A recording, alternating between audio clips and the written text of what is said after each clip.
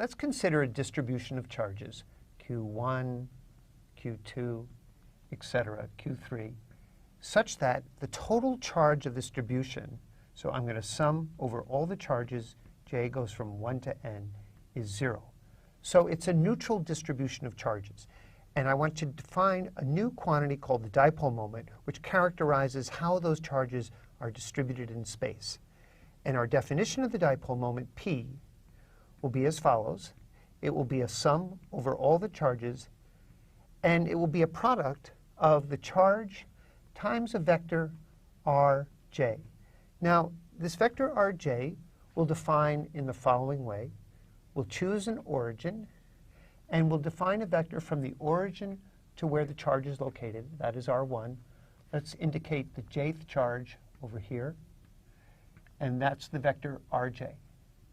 And so this is called the dipole moment. It's a vector, and we want to be able to calculate that for a number of given distributions. Now, there's a number of important things to look at this.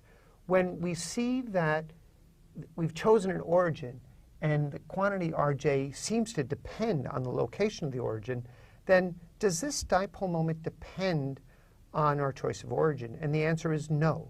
This is because the total charge of the distribution is 0, this quantity is independent of the choice of the origin. And we'll show that explicitly in a moment. The second thing that we should think about is, what is this meaning of multiplying charge by some vector location? And I think you've seen that before when we talked about the center of mass. And when we define the center of mass vector, RCM, with respect to some origin, it was the sum j goes from 1 to n of a physical quantity mass, mj, notice charge, times the location of that mass with respect to our choice of origin. Now, we divided it by the sum of the masses, j goes from 1 to n. And this defined the center of mass of a distribution of masses. Well, the dipole moment sort of looks like that. In the same thing, we're weighting each charge by its position vector with respect to the origin, and it's a vector quantity. But notice that we're not dividing by the total mass. And that should make sense to you, because remember, charge can be positive or negative. The total distribution of this charge distribution is 0, and so we would be dividing this weighted sum by 0, and that wouldn't make sense. And that's the difference between the center of mass and the dipole moment. And now let's calculate explicitly the dipole moment for a few distributions of charge, and also remind ourselves why it's independent of the origin.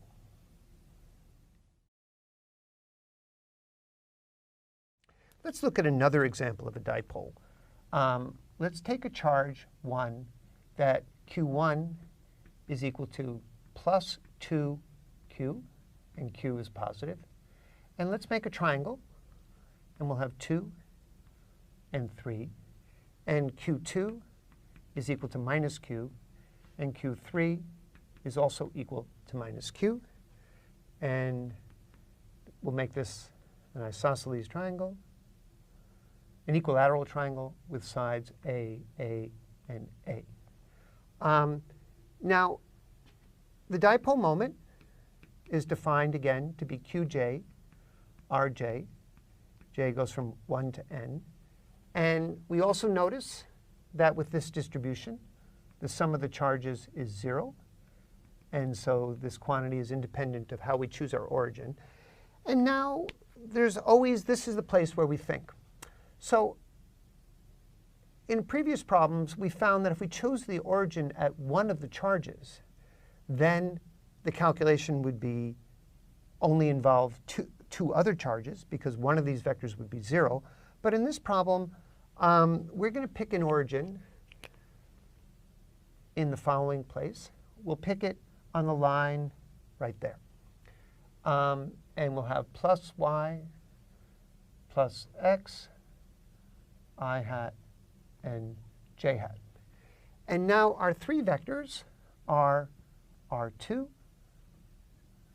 R3, and R1. And in this problem, you can see immediately that by choosing the origin in the middle, and these charges each have the same signs, that because R2 is equal to minus R3, these two will cancel out in this vector sum, and only charge 1 will contribute to the dipole moment. So our result will be Q1, R1. I'll just write out those other terms, Q2, R2, plus Q3, R3. We have that Q2 equals Q3 equals minus Q, and R2 equals minus R3. And so the sum of these two terms is 0. They sum to 0, and the dipole moment is only 2Q times the vector R1. Now, the vector R1 in this case, well, that was the price for choosing this. Remember, this is a over 2. And so this distance d here, by the Pythagorean theorem, is equal to a squared minus a squared over 4 square root. So that is root 3 over 2 times a. And so our dipole moment P is equal to 2Q times root 3 over 2a j hat. Because the vector R1, we'll just make sure we see that, it's root 3 over 2a j hat. And so our dipole moment for this case is root 3q a j hat. Now, there are some symmetry arguments that we could think about. Imagine that at our charge 1, it was a plus and another plus. We'll put them close together. They're really overlapping. We have a minus and a minus. And so we have one dipole moment going from this minus to that plus, like our example of two point-like dipoles. And we have some angle theta. The magnitude of each of these dipole moments is equal to the charge of the pair. They were separated by a distance a, so that's the magnitude. And we see that the total dipole moment is the sum of P1 plus P2. Now, that's only, the horizontal piece clearly cancels in this picture. We have sine of the angle is the vertical piece. So we have 2, the magnitude of one of them, times sine of the angle theta, j hat. And all we have to do now is remember that this is root 3 over 2 times a, and that's a. And sine of theta is opposite over hypotenuse, root 3 over 2a. And so we get root 3 over 2 q a j hat. And that reduces to our result before, which we have up here that the 2's cancel, and it's root 3q over a. So what we're seeing is, and this is an important consideration, as long as the total charge of the distribution is 0, we can take a complicated distribution of charges and think of them as the sum of our pair of oppositely charged dipole pairs, and just do a vector sum that the total dipole moment is the vector sum of the individual dipole moments of the pair. And this can be a useful device for a complicated distribution of charges.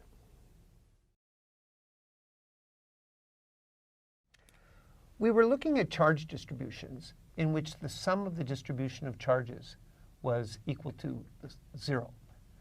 And we defined a dipole moment associated with that distribution as the weighted sum of the charge multiplied by a vector, which we introduced an origin. And let's look at charges Q1, and we'll call this the jth charge. And that is our vector Rj. And we said that this quantity was independent of the choice of origin. Now, let's just demonstrate that. So suppose that we pick another origin, and I'll draw that one over here, and I'll call this origin S. And I have a vector which I'm going to write from our first origin to S. And I have a vector here, which I'm going to write as rj prime.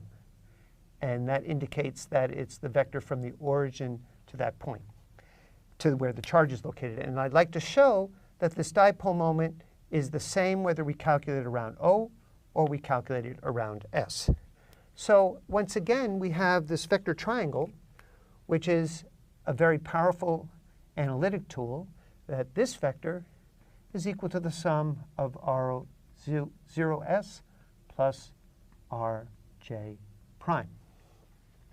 And in particular, that Rj prime is just Rj minus R0s. And now our dipole moment about S, and I'll just indicate that there, is the sum of Qj, Rj prime. J goes from 1 to n. Remember, Rj prime is the vector from the origin of this coordinate system to the point where the charge is located.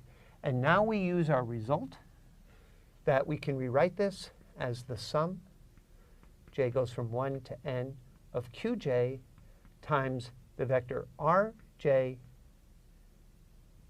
minus R0s.